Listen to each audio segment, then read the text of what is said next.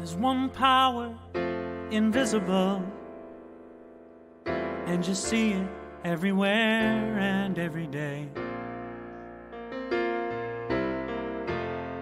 One power, indescribable, and you speak of it with every word you say.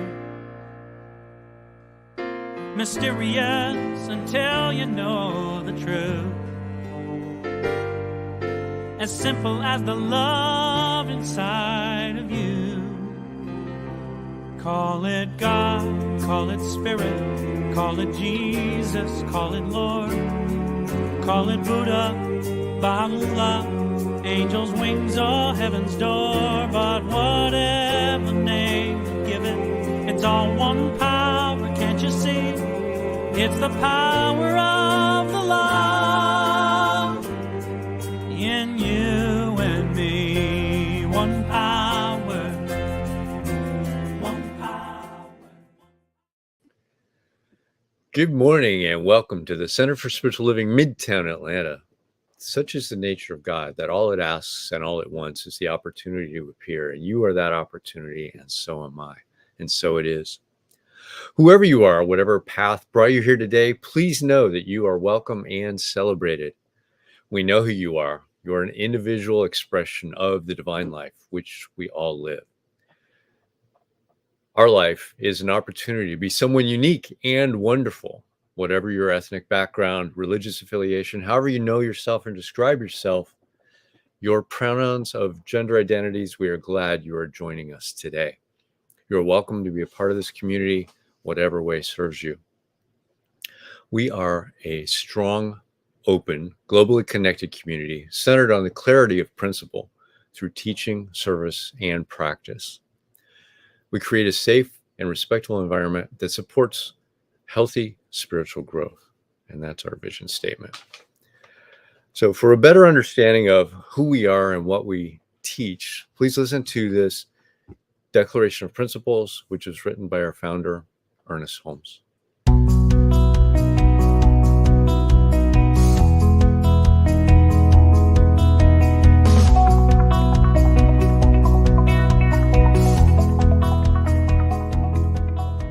I believe in one God, one absolute power and first cause to all things.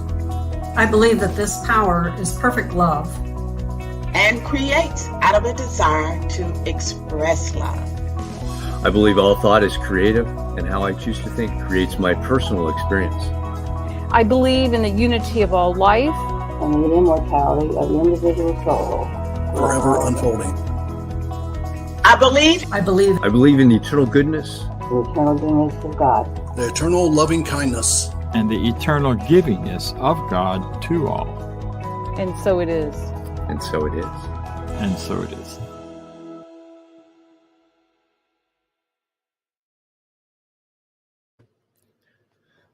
So a practitioner is someone who has demonstrated the ability to use spiritual practice and spiritual laws to bring about great changes in their lives. They've also demonstrated they know how to bring about these changes in others when asked.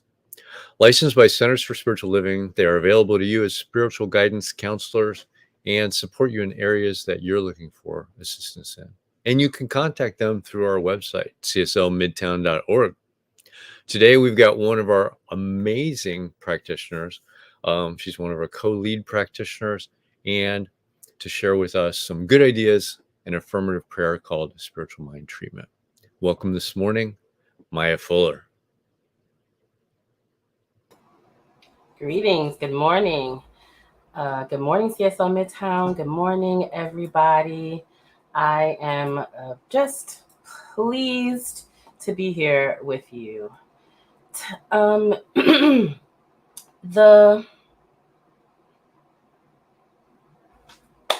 you might remember, our Center for Spiritual Living's global theme for this year is a grand rising, and our theme for September is pieces into peace, with today's message being about waking up to oneness.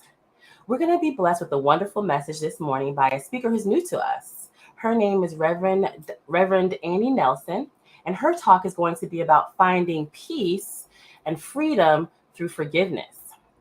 Now, as you might know, I'm here to get us warmed up around the topic of peace and then lead us in a spiritual mind treatment to ground us in the consciousness of peace. So I'm going to start off with a bold question for us spiritual folks. Are you at peace with everyone you meet? How about that person who cut you off in traffic yesterday? Or that coworker at the office who always finishes the coffee but never brews a new pot? If you're shaking your head, you're not alone. And that's okay, because today we're going to talk about how seeing the divine in everyone can transform those moments of irritation into opportunities for peace, where even the coffee finishers and the lane cutters in our experiences are seen through a lens of love. The truth is, when we walk through life feeling disconnected from others, we start seeing the world as broken, falling into pieces. But as Ernest Holmes, in his wisdom, taught us, peace is always at the center of our own soul. So the challenge isn't in fixing the world, it's in fixing our perspective. And when we do, even the pieces become peace.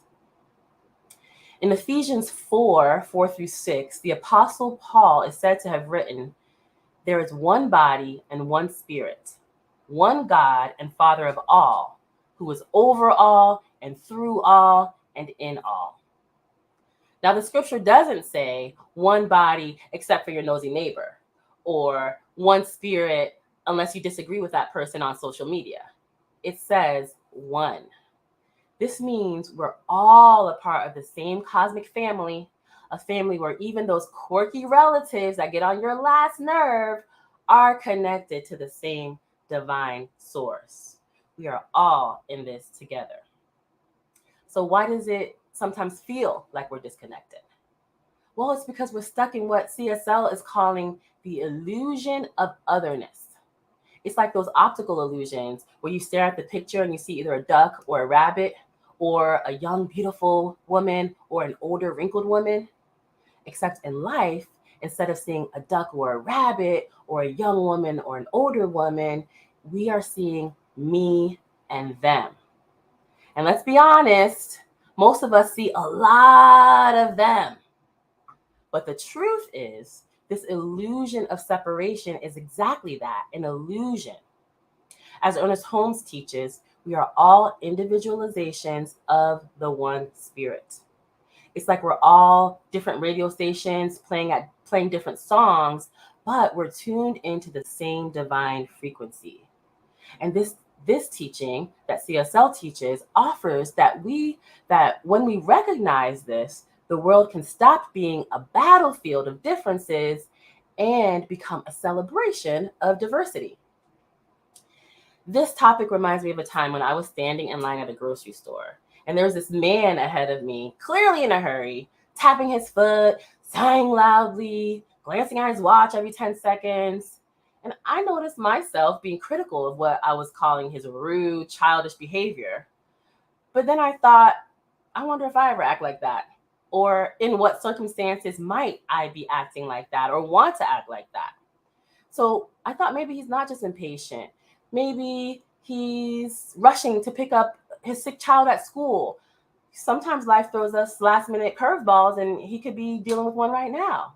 Or maybe he's late for a job interview that could change everything for him. He could be experiencing the nerves that come with trying to make a big life shift. So when I framed it that way, my whole attitude was able to shift. Instead of being annoyed, I felt compassion. I wasn't looking at an impatient man. I was seeing another expression of God who I can identify with, who was just trying to get through his day. Let's face it, life is full of moments that test our ability to be peaceful. Whether it's that moment when your Wi-Fi stops working right in the middle of an important Zoom call, or when you can't get off mute like I did last time I did this talk, and your whole talk goes away, or when you've been waiting in line forever for someone to grab the last, and then someone just comes in and swoops in and grabs that last parking space. But here's the thing. Those moments are just part of life's comedy. And when we can laugh at ourselves and remember that we're all connected, we can move from a place of defensiveness to a place of compassion. And Jesus had a lot to say about this too.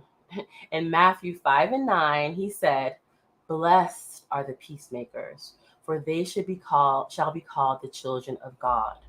Now we know we're all children of God, but what is a peacemaker? It's someone who knows that no matter what is happening, there's only God. There's only one. There's only oneness, and we are all on the same. All these ideas, these expressions, these manifestations that seem like others, we're all on the same team. Peacemakers don't see us versus them. They see oneness. So the next time you find yourself getting worked up over something or someone, try this affirmation that CSL has offered for us for this as the affirmation for the day. The divine in me recognizes and honors the divine in you. Say it to yourself and watch how it can transform the moment. You might even find yourself smiling at the absurdity of it all, because let's be honest, life can be pretty absurd sometimes, but that is part of its charm.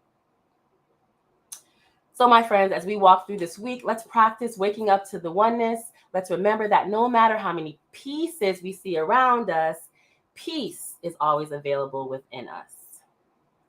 So let us move into a spiritual mind treatment to treat our minds to know the truth about this.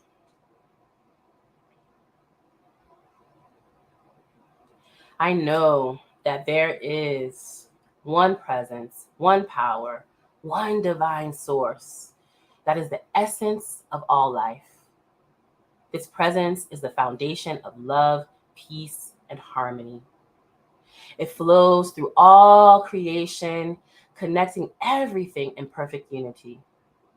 This one spirit is in all things, including me and everyone around me. I recognize that this same divine presence flows through every person, every situation, and every moment of my life. I affirm that I am one with this divine oneness. I am connected to all life, and I honor this truth within myself and in others. As I recognize the divine within me, I also see it in every person I meet, knowing that we are all individual expressions of the same spirit. There is no separation, only unity. I release any sense of division, any belief in otherness, and I open my heart to the truth of oneness. I give thanks for this deeper understanding of oneness and for the peace that flows through my life right now and forever. I'm grateful for the laughter, the love, and harmony that come with this awareness, knowing that as I continue to wake up to oneness, I experience more peace and joy in every moment. I now release this word into the perfect law, trusting that it is already done, manifesting fully in my life and in the world. And so it is. And now for our celebration music.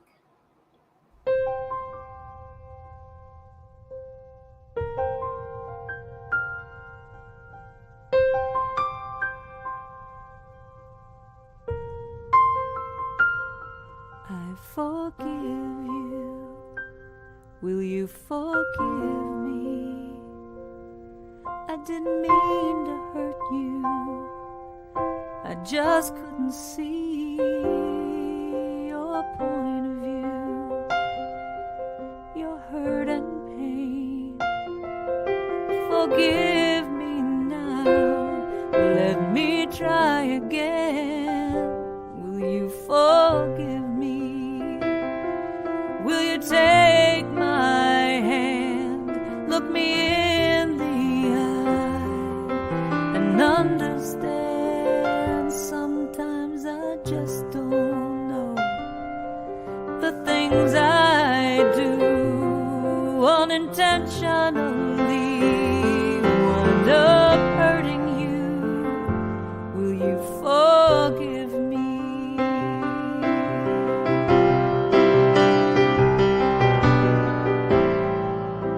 Please don't close the door. Don't close down your heart. Just get angry at me or scream and cry. We can move towards the light if we're both willing to try.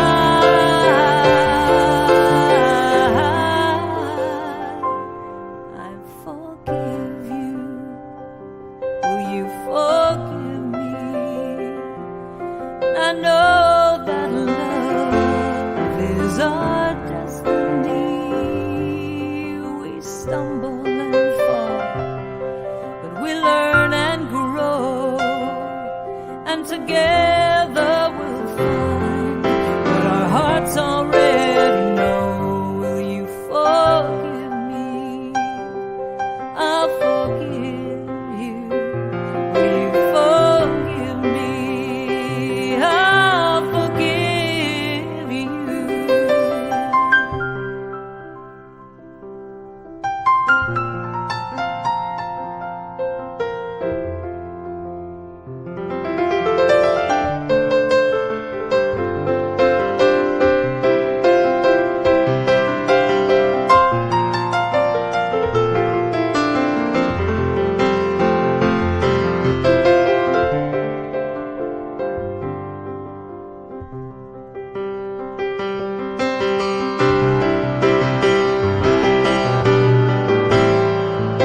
Please don't close the door.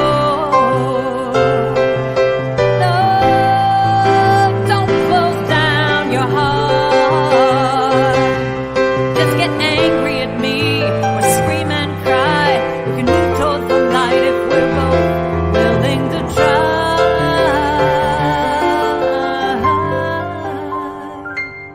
I forgive you. Will you forgive me? I know that love is our destiny, and we stumble and fall, but we learn and grow, and together we'll find what our hearts already know. Will you forgive me? I'll forgive you. Will you forgive me? I'll forgive you. Will you forgive me? I'll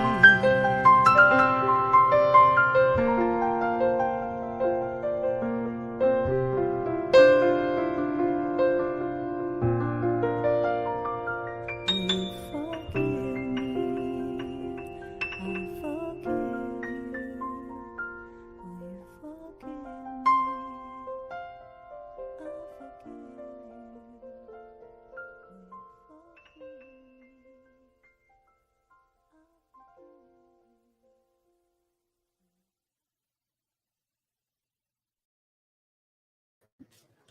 It's my pleasure to introduce our speaker this morning. Reverend Annie Nelson is an ordained interfaith minister with a teaching and evolving prayer ministry. She offers spiritual counseling and coaching that address real-life challenges. She's also a board-certified master hypnotherapist and a certified life coach with decades of experience in the behavioral sciences, management, and public service. Her formal education and training and her natural gifts of compassion, discernment, and wisdom are evident in her ministry, where she offers a body, mind, and spirit approach to serving. Reverend Annie transmits incredible energy and wisdom, serving others through her spiritual gifts of compassion and from life experiences. Her federal career included 30 plus years in supervisory management and executive leadership positions, while simultaneously serving as a military officer in the Army National Guard. As a retired executive and military officer, she continues to live forward, now choosing a more natural spiritual path of service, which led to her ministry. Reverend Annie is a member in good standing of the Alliance of Divine Love Interfaith Ministry, the National Association of Transpersonal Hypnotherapy and the International Association of Counselors and Therapists. Reverend Annie is also a board member of the Unity Church of Raleigh. With that, it's all yours, Reverend Annie.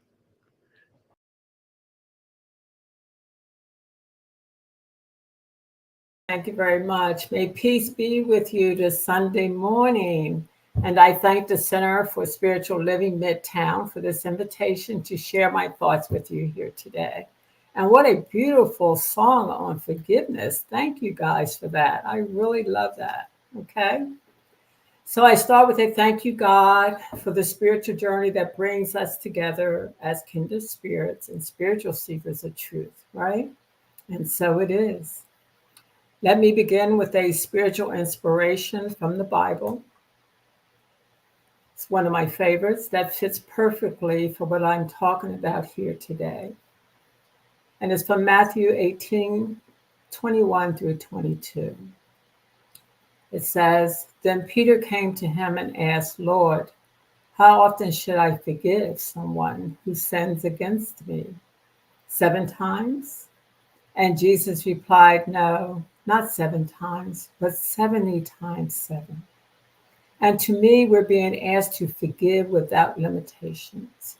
And I found adopting an attitude of forgiveness goes a long way in helping make the path to healing a more viable option.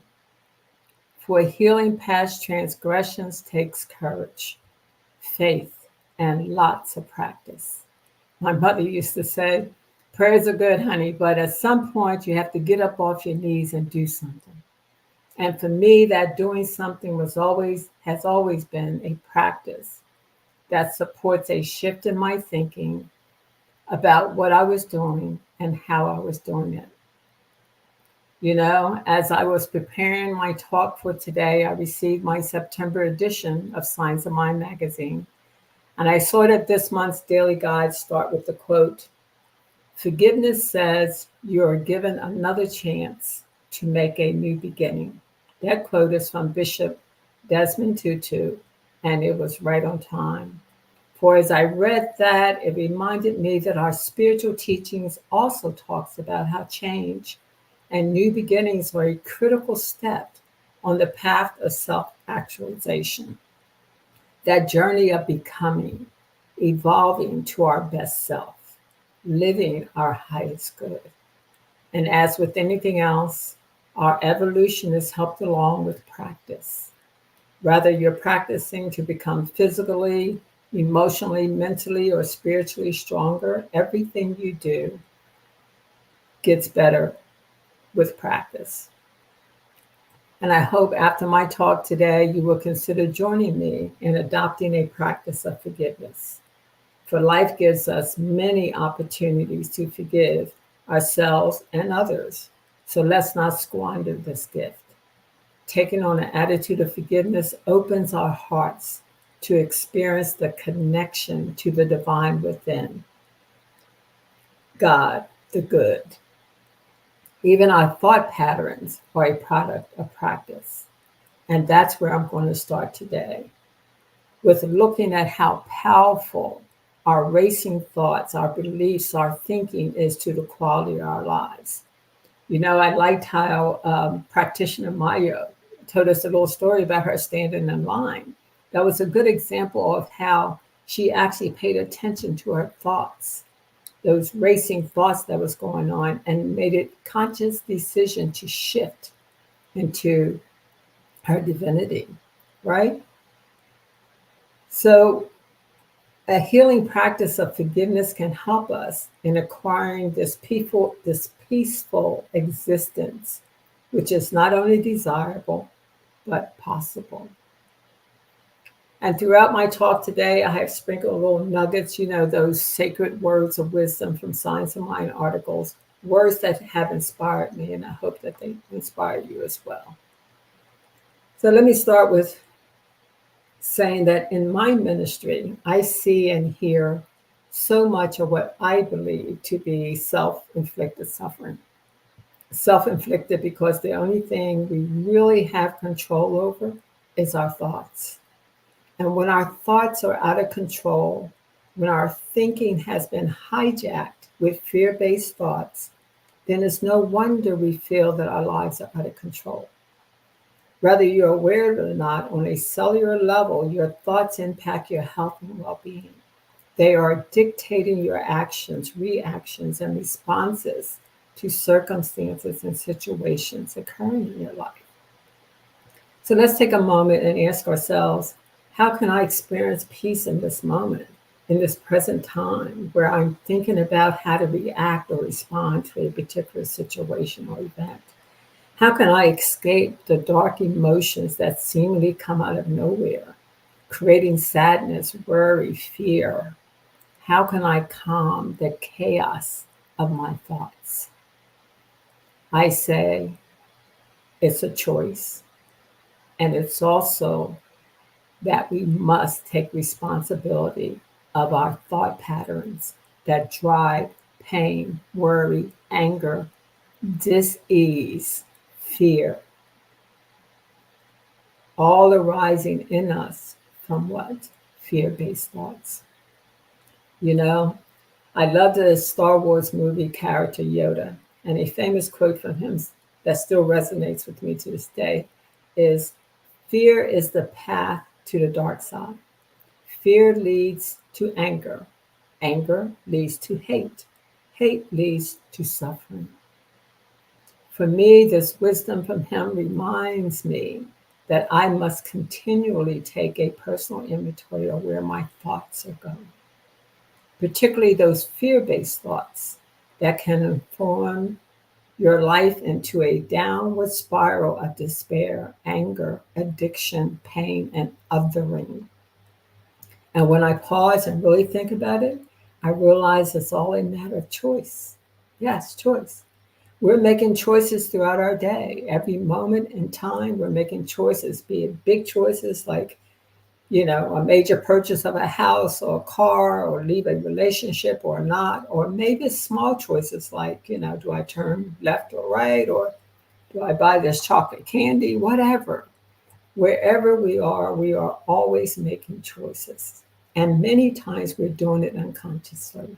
We're on autopilot, doing things out of habit, programming, just not being mindful of consequences to ourselves, our health, and our well-being.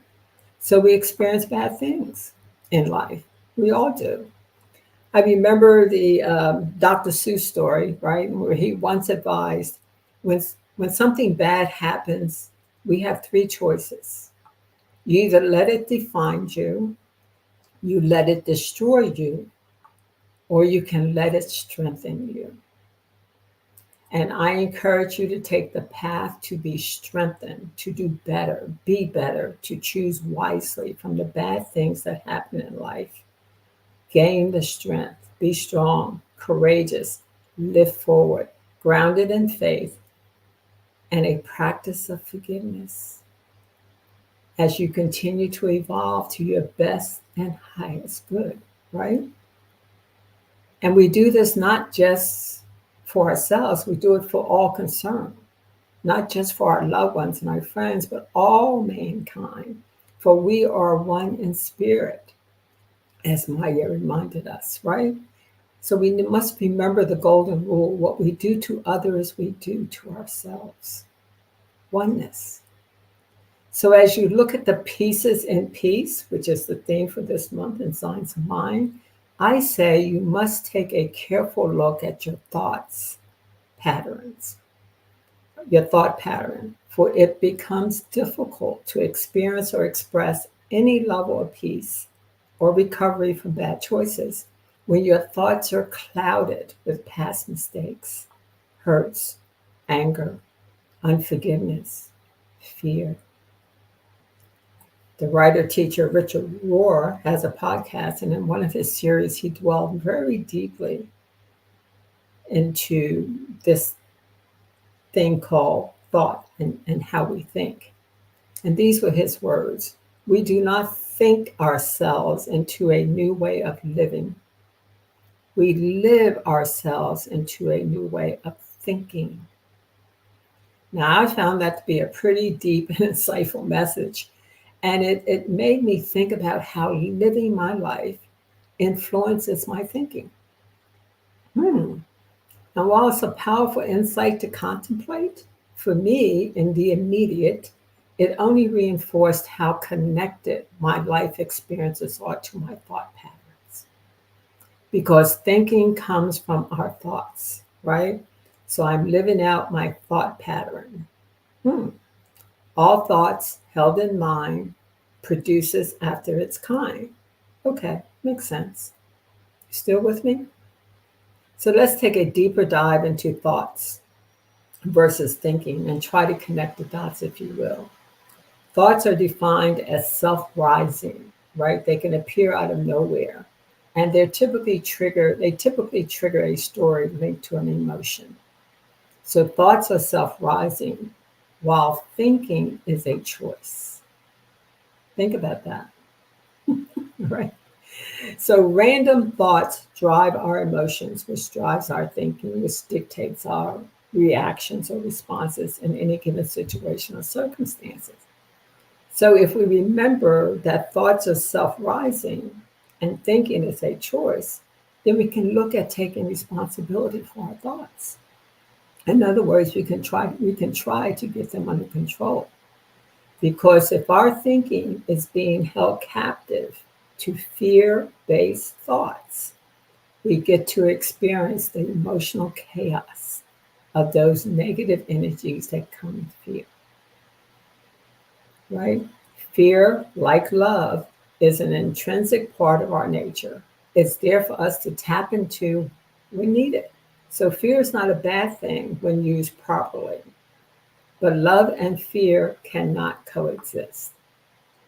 A fear response is meant to save us from life-threatening situations. It is not meant to become a belief system that we live from. Living in constant fear, in a constant state of fear, is harmful emotionally, mentally, physically, and spiritually. So we must be willing to look at our thought patterns and how it's impacting our lives. I love that saying, where our thoughts go, so goes our lives, our reality. It's imperative that we do the healing work to free ourselves from fear-based thoughts. And make no mistake, all fear-based thoughts are a form of bondage because they block your potential for good. It blocks your sense of well-being, your inner peace. It limits your perception relative to the infinite possibilities that await your awareness. Simply put, fear-based thoughts are shackles that hold you back from your best and highest good. So let's take a breather and center ourselves in prayer, meditation, whatever spiritual practice works for you. I like the practice of forgiveness, for it has proven to bring emotional awareness and freedom to my thought patterns. I recently read in Science of Mind that in 1937, over 80 years ago, Ernest Holmes gave a talk about the spiritual meaning of freedom. And the article captured the essence of his talk, highlighting how, these are his words, throughout the ages, our minds seem to be in constant fear of humankind relative to the soul. How we, human beings, are constantly seeking to get out of our ego thinking and live from a higher consciousness of our good. He goes on to say, we continue to exchange one image of bondage for another in our efforts to be free.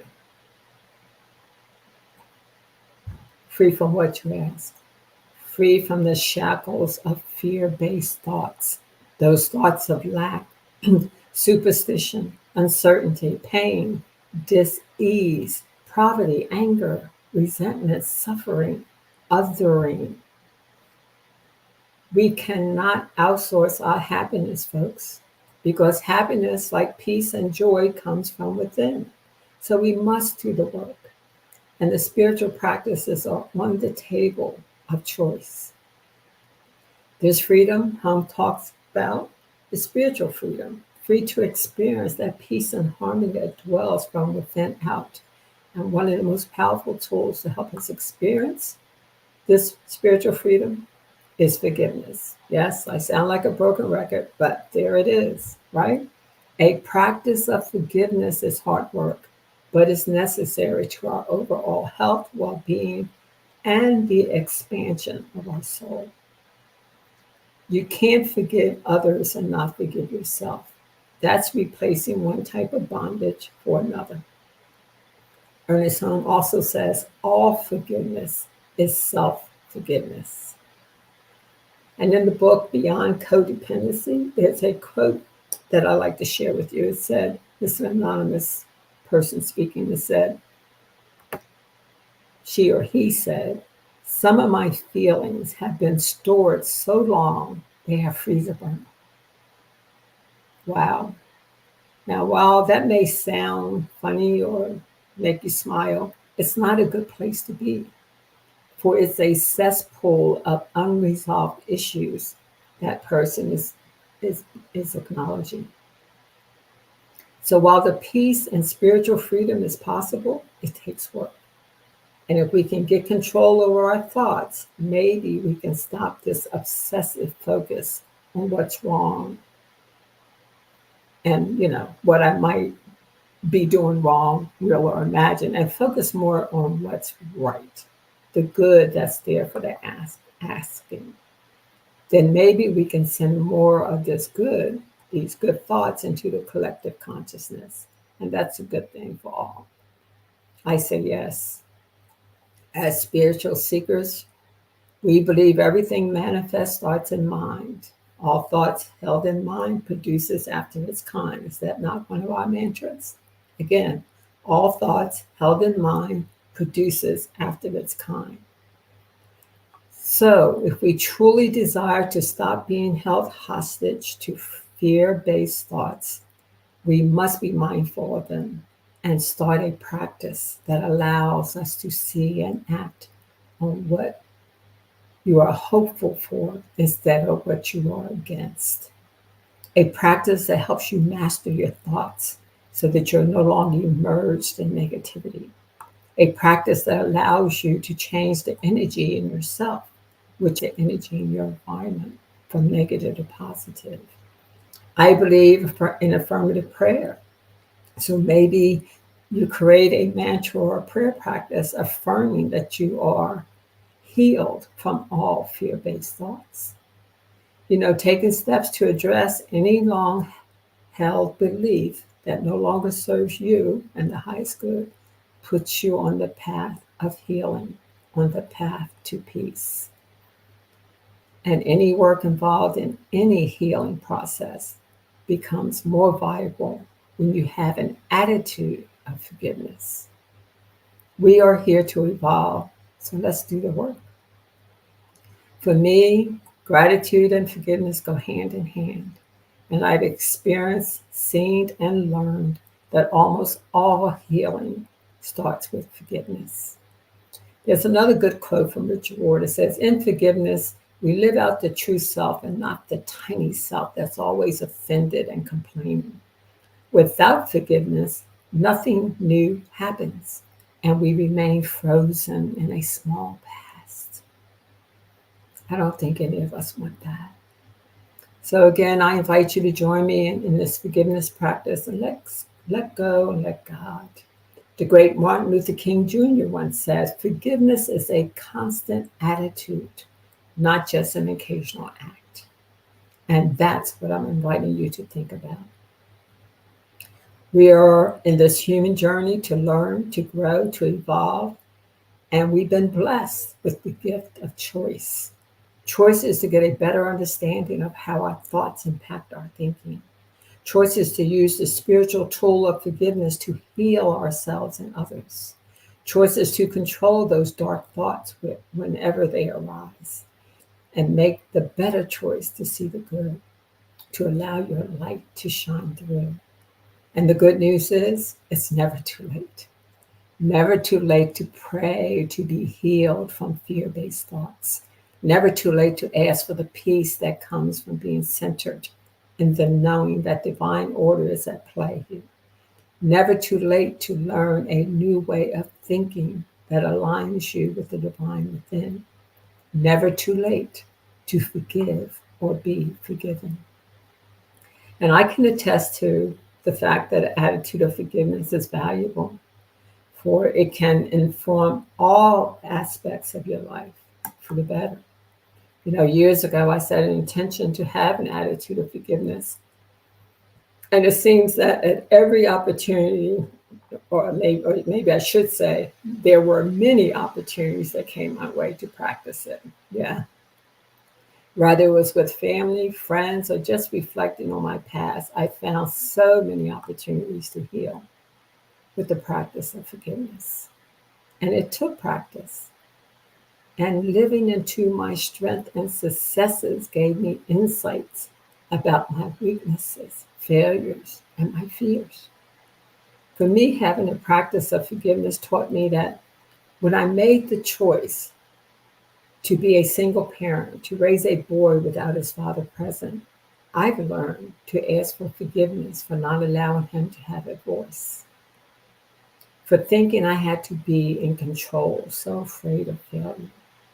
What I've learned is to ask for forgiveness for not being a good listener, pretending I knew everything, that I had all the answers. What I've learned is to ask for forgiveness for the mistakes I made and not sharing the process when correcting my mistakes, so that my son would have a better sense of how to deal with problems and not expect to be perfect. What I've learned is to ask for forgiveness for all the words spoken in anger, not considering his feelings in the situation. What I've learned is that my life challenges were there for me to grow from, not to get stuck in, not to allow my mistakes to define who I am. These and all of my life lessons, the good and the bad, push me into a new way of thinking. So I'm grateful. And as I continue to walk this path of being me, I stand strong and witness the power of an attitude of forgiveness. I can honestly say I'm getting better at trusting the flow of life, and I'm truly, truly grateful for the awareness of the gift of forgiveness. I also remember reading a story about a fighter pilot that flew bomber planes during the Vietnam War. And he had seen a magazine story on the war. And on the cover of the magazine was a picture of a little girl with an expression of unimaginable terror in her eyes. Her clothes burned off and her body scorched by napalm. In an interview with Associated Press reporter, the pilot said the guilt over the bombing raid had become a lonely torment and a recurring nightmare for him. And some 22 years later, while attending a Veteran Day observance in Washington, D.C., that same pilot actually met the little girl that was pictured on the cover, the girl who had experienced the tragedy of war. And he approached her and asked her for forgiveness. And she forgave him. How beautiful is that? Can you imagine the emotional healing that occurred in that moment? I could feel it just from reading the article. I also remember seeing a 2020 interview with the Holocaust survivors, and upon being asked, how can you forgive those who committed such an atrocious act? One of the survivors responded that, my forgiveness does not mean that I forget. But forgiveness for me is the act of self-liberation, self-empowerment, and self-healing. Now, I call that wisdom. For she did not want to carry that baggage of fear, hate, and anger in her heart any longer. So both of these stories are living examples of healing power of forgiveness, right? And it should wake us up to summon the courage to be more forgiving, to have more compassion, and do the work to heal all fear-based thoughts. I believe every act of forgiveness impacts the universal consciousness, and that we need. So living with an attitude of forgiveness can help us navigate these turbulent times we're in. And I invite you to ask yourself, do you really want to continue to be shackled to past events that bind you to negative emotions that impact your wholeness and well-being? I know I sound like a broken record, but we need to connect the dots. Thoughts in mind produces after its kind. For many years, relative studies have warned us of the dangers of living in a constant state of fear, how it drains our energy on many levels. Let's look at some of the things that they say drain our energy: fear, news, stress, clutter, alcohol, fast food, self-criticism, overworking, lack of a social network, negative thinking, dwelling on the past. What were the things that these studies said that gives us energy? Learning new things, simplifying our lives, healthy food, socializing, meditation, movement, sunlight, nature, music, sleep, rest, gratitude, positive thinking, forgiveness. So let's choose wisely, folks. And like choosing which energy source you want to live with, forgiveness too is a choice. It's a decision to stop suffering. It's a decision to let go of anger, shame, resentment, and other emotions associated with fear-based thoughts. Studies also have shown both forgiveness and being forgiven brings a personal level of well-being to our mental and physical health. There's no downside on the path of forgiveness. And both forgiving and being forgiven are important.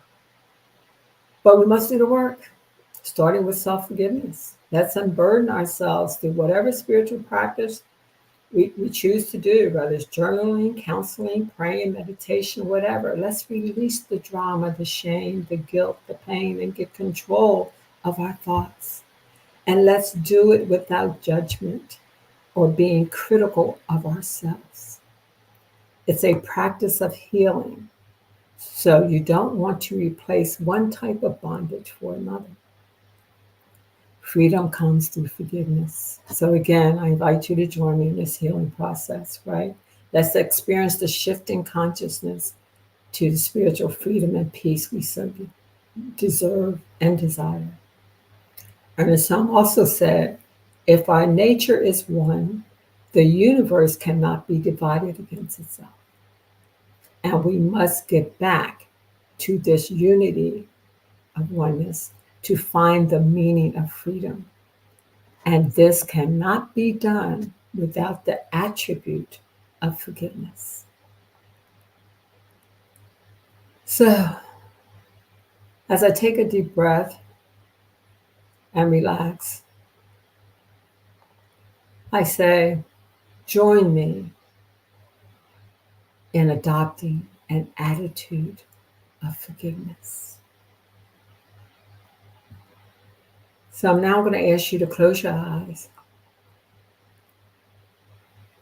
and let me lead you in prayer.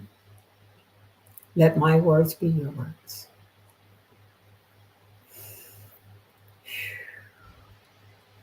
As I take a few deep breaths, I relax and I clear my mind of the busy thoughts of yesterday and tomorrow. On each breath, I breathe in the synergy of love.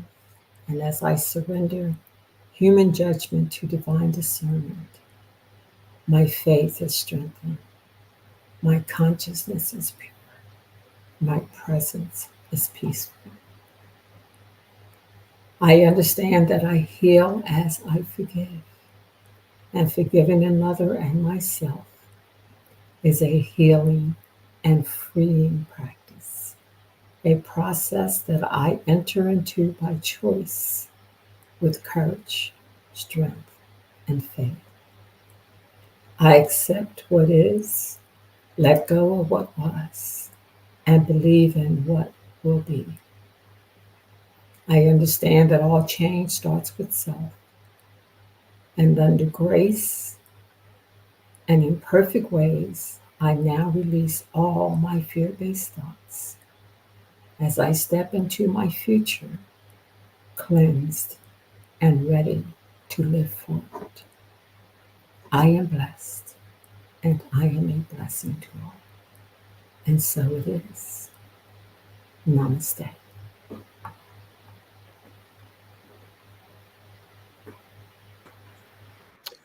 Thank you, Reverend Annie. Awesome talk this morning. Forgiveness, something we all need to do.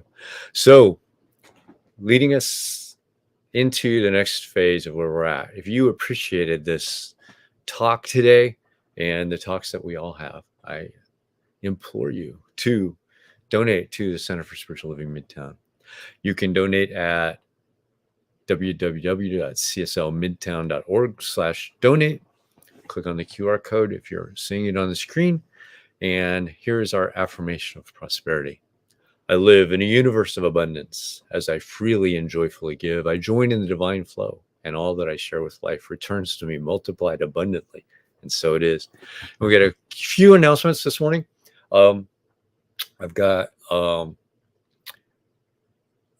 Reverend James Peake next week with Om Shanti Om, which should be very interesting.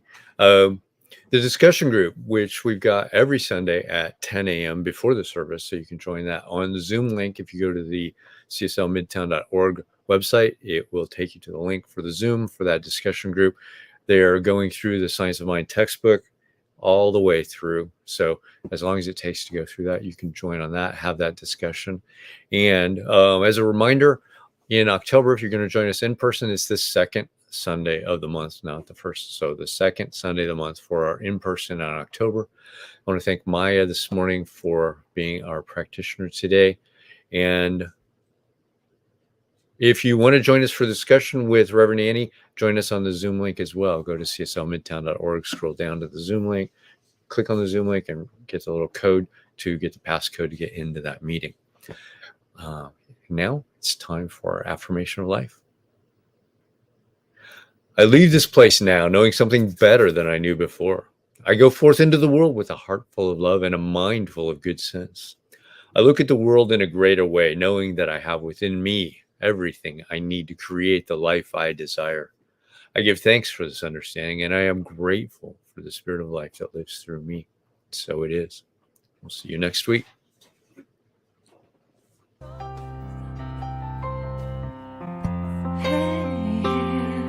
I'm so grateful.